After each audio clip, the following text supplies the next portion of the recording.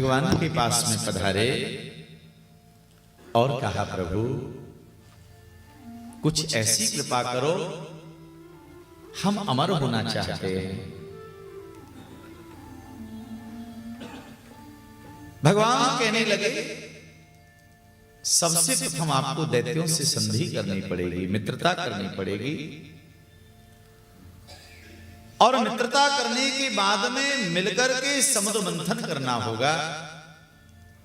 समुद्र मंथन में से जो अमृत निकलेगा उस अमृत को आप पी लेना, अमर हो जाओगे।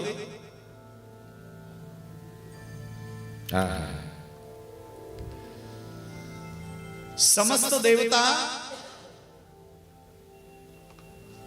दैत्यों के राजा बलि के पास में गए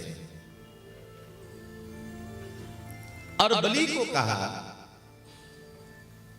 महाराज हम आप मिलकर के समुद्र मंथन करें और उससे जो अमृत प्राप्त होगा उससे हम बराबर भागों में बांट करके पी लेंगे। तो कहा, ठीक है।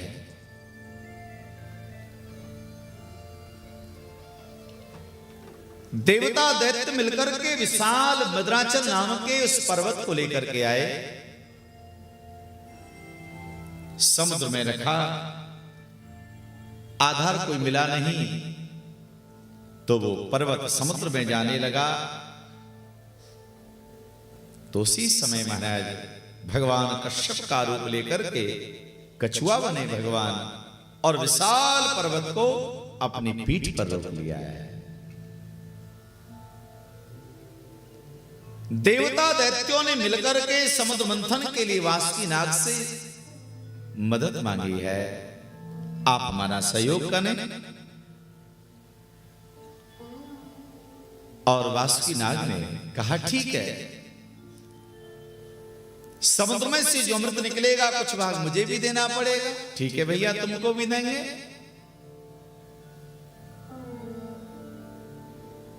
एक तरफ देवता खड़े हो गए, एक तरफ दैत्य खड़े हो गए और मिलकर के समुद्र मंथन आरंभ हो गया है। भाव तो ये था कि अमृत प्राप्त होगा,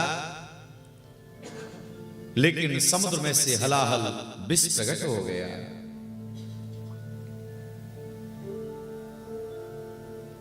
भयभीत हो गए, अब क्या करें?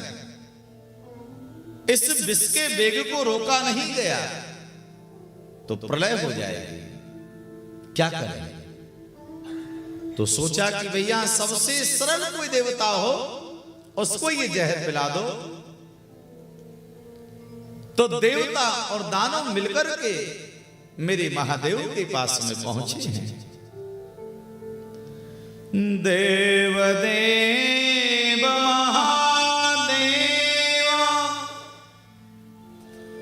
भूतात्मा भूतधाना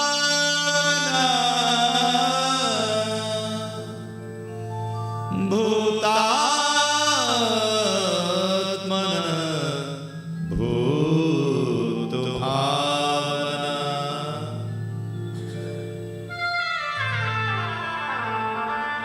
समस्त देवता मिलकर के भगवान महादेव जी के पास में पहुंचे हैं। हे देव, रक्षा करिएगा। महादेव जी ने कहा, बताओ क्या हुआ? प्रभु, समुद्र मंथन से जहर निकला है और पूरी प्रकृति को वो जला रहा है। आप जहर पी जाए, विस्पान कर जाए। मेरे महादेव जी ने कहा,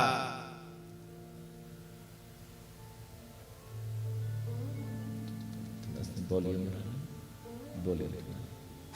आप बढ़ा दो महाराज। तो भगवान महादेव जी पार्वती को पूछने लगे, देवी तुम बताओ मैं क्या करूं? ये देवता लोग मुझे जहर पिलाने को आगे, पी जाऊं?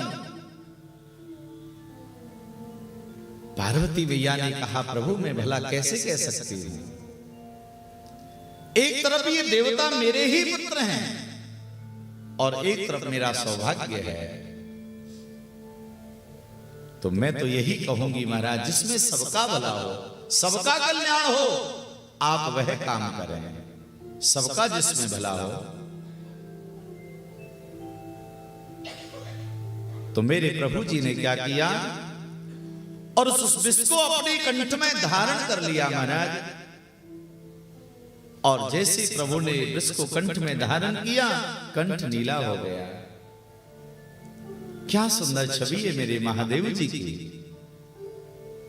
वर्ण जिनका गौर है और कंठ नीला है। मेरे भोले बाबा कैसे हैं? काले नहीं है महाराज, सांवले नहीं है भगवान। मेरे महादेव गोरे हैं, कपूर के समान। कर्पूर गौरम करुणावतारम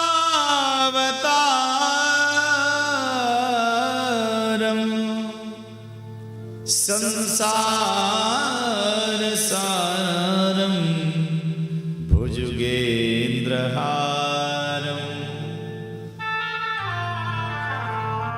सदा वसंतम हृदयारविंदे भवम भवानी सहितम नमामि। मेरे महादेव जी का वर्ण गौर वर्ण है महाराज, गोरे भगवान। श्याम वर्ण रघुनाथ जी का है। मेरे राम जी कैसे हैं? श्याम वर्ण के हैं। और हमारे कन्हैया वो कृष्ण वर्ण के हैं। भगवान कृष्ण काले हैं, राम जी सांवले हैं, भोले बाबा गोरे हैं महाराज, कंठ नीला है। बड़े सुंदर छवि है। विचार किया कि बाहर यदि जहर रहेगा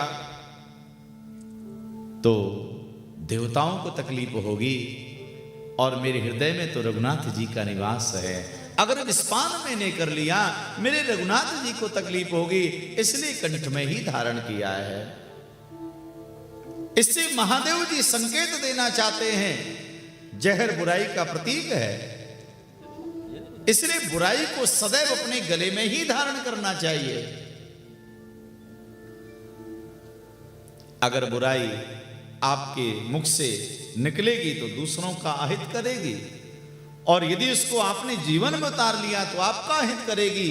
कंठ में ही धारण करके रखे, ये मेरे महादेव जी ने संकेत दिया है। विस्पान कर लिया, देवता और दैत्य मिलकर के फिर से महाराज समुद्र मंथन उन्होंने आरंभ कर दिया। भगवान सुखदेव जी कहने लगे, राजा उसके बाद में पीते गरे विषांकीणों पीतास्ते मरदानवा, समुद्र में से कामधेनु गाय प्रकट हो गई है। कामधेनु गाय आ गई। ऋषियों ने कहा कि ये गाय हमको चाहिए। ऋषि महात्माओं को प्रदान कर दिया। उच्चेस्त्रवा नाम का अश्व निकला, जिसको दैत्यों की राजा बलि ने ले लिया। ऐरावत नाम का हाथी निकला, जिस ऐरावत नाम के हाथी को देवराज इंद्र ने प्राप्त कर लिया। कौस्तुभ मणि सुदर्शन चक्र गदा पद्म समुद्र में से निकले, जो स्वयं भगवान नारायण के श्री विग्रह में विराजमान हो गए।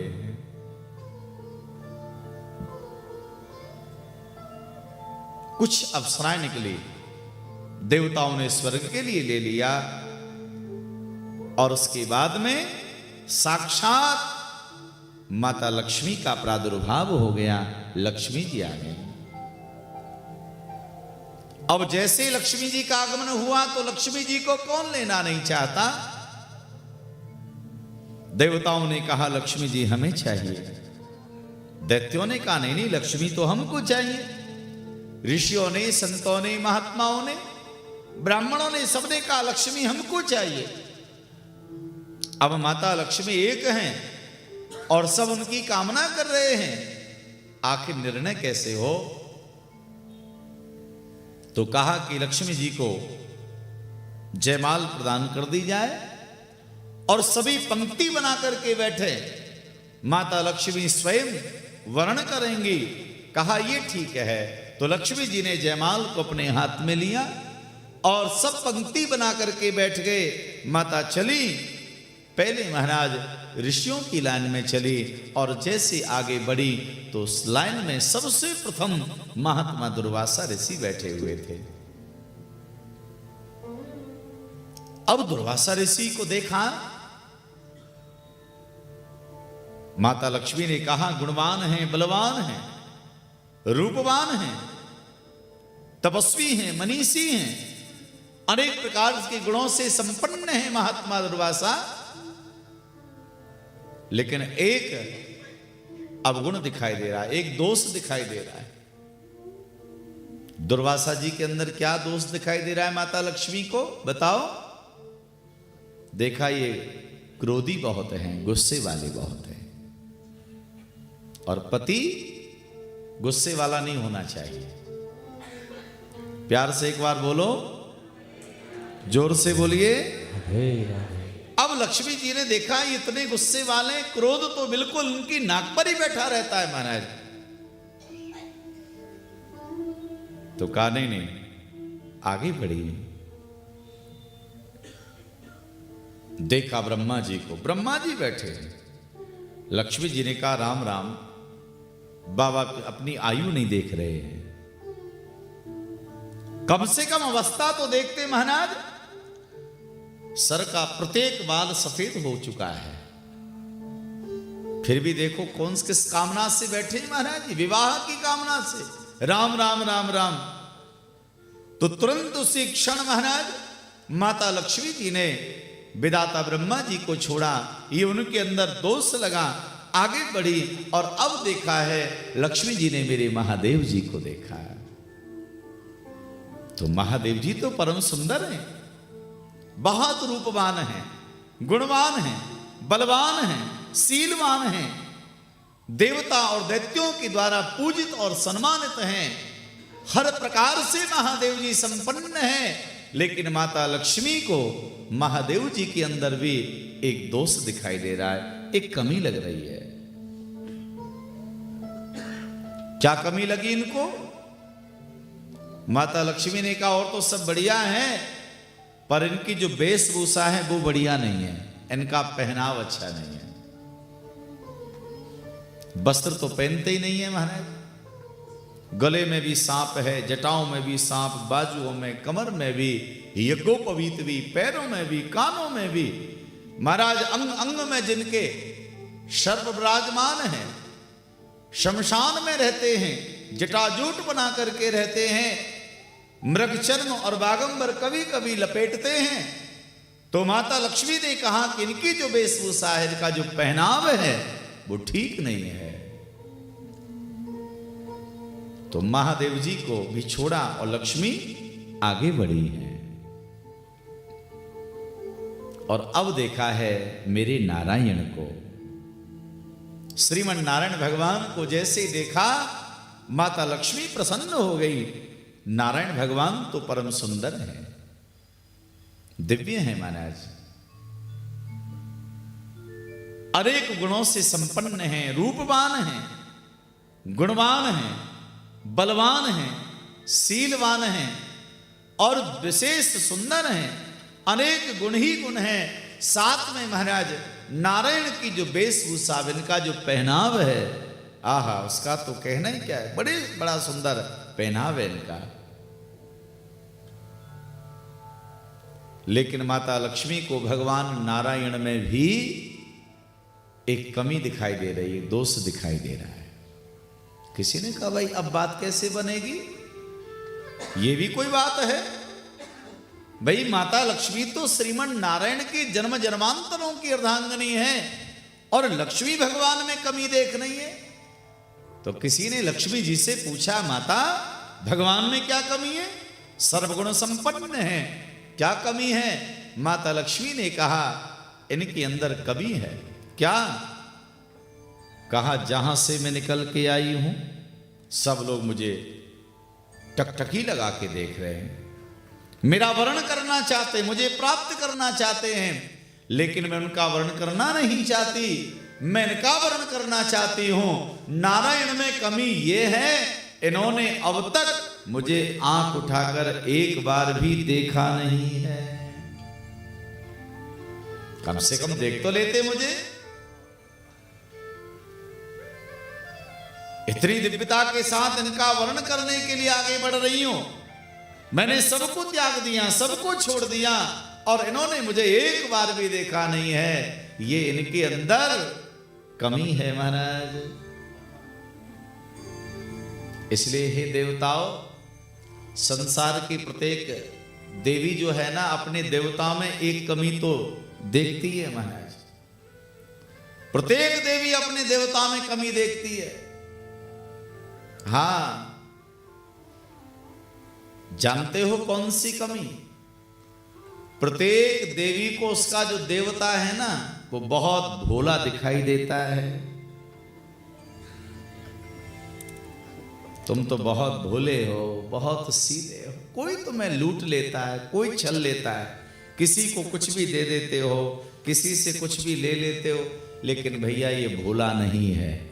प्यार से कहो हाँ।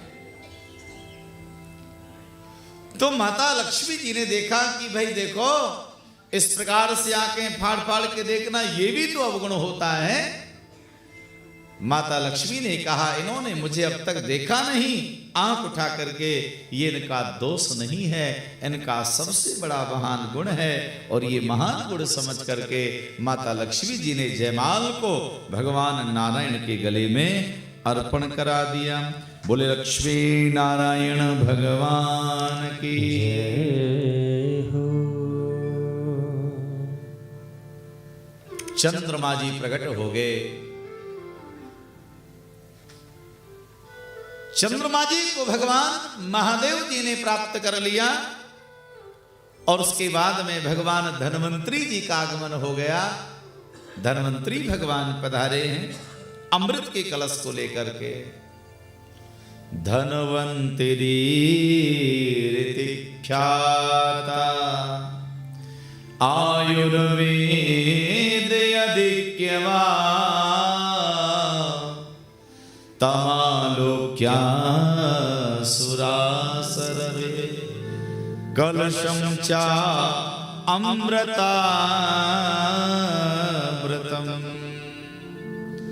भगवान धन्वंतरी आरोग्य के देवता हैं, आयुर्वेद के देवता हैं।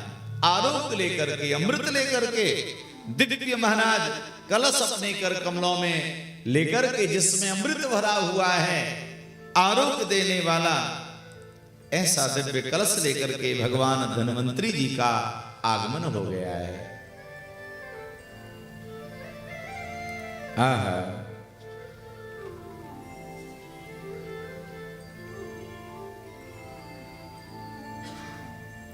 दैत्यों ने देखा कि भाई अमृत प्राप्त हो गया, अमृत समुद्र से निकल आया है, पीने वाले बहुत ज्यादा हैं और अमृत की मात्रा बहुत कम है, बाद में हमें मिले या ना मिले।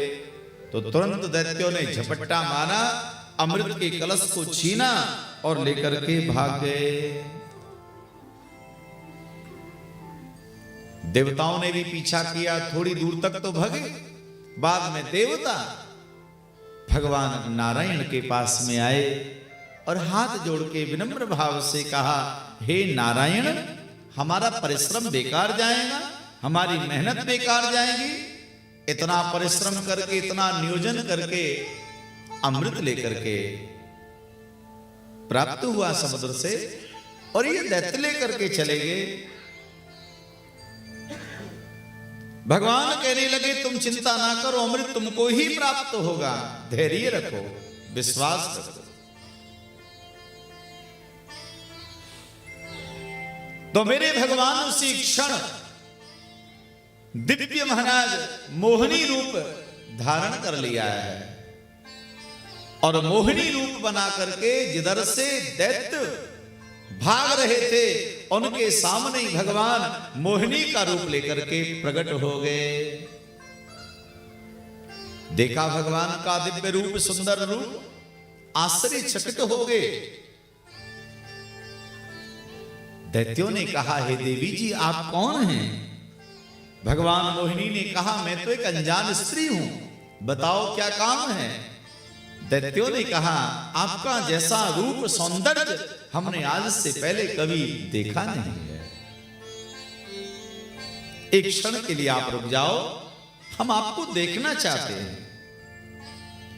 भगवान मोहिनी ने कहा कि बिना प्रयोजन के मैं कहीं रुकने वाली नहीं, कोई काम हो तो मुझे बताओ, मैं रुकने को तैयार हूं, बिना प्रयोजन के नहीं रुकती मैं जा रही हूं। दैत्यों को महाराज युक्ति सूझी और कहा, हे देवी जी, हमारे पास में अमृत का कलश है और हम इतने सारे दैत्य हैं, आप ऐसा करो, ये अमृत अपने कर कमलों से हम समस्त दैत्यों को आप पिला दीजिए।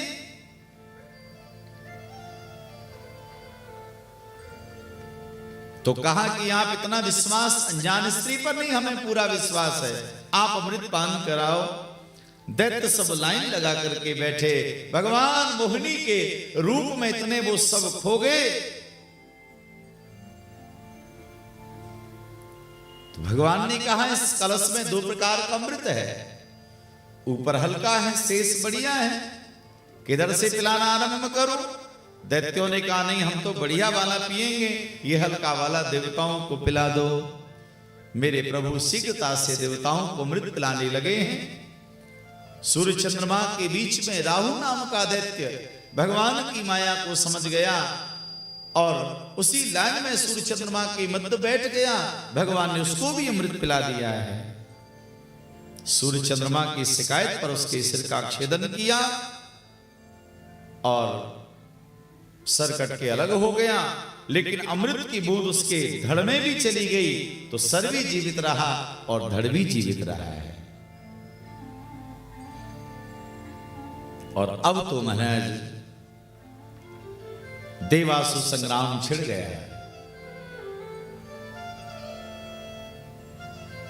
तो देवता तो अब मरने वाले हैं नहीं, उन्होंने तो अमृत पान कर लिया। लेकिन भैया समस्त देवताओं ने दैत्यों को मार डाला,